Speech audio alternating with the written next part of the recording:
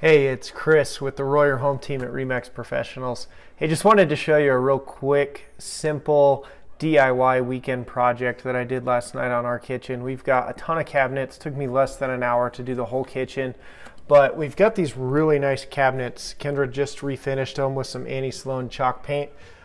Problem is they're older cabinets, so they don't have that nice soft close feature that all the new cabinets have. So we went out to, well, we didn't go anywhere, but we bought these on Amazon, soft close dampers, less than $2 a piece. Instructions, super easy. So you take the damper, stick it in the corner right above the hinges, one screw in, easy, instant soft close. Super cool weekend project. Just wanted to share that with you guys.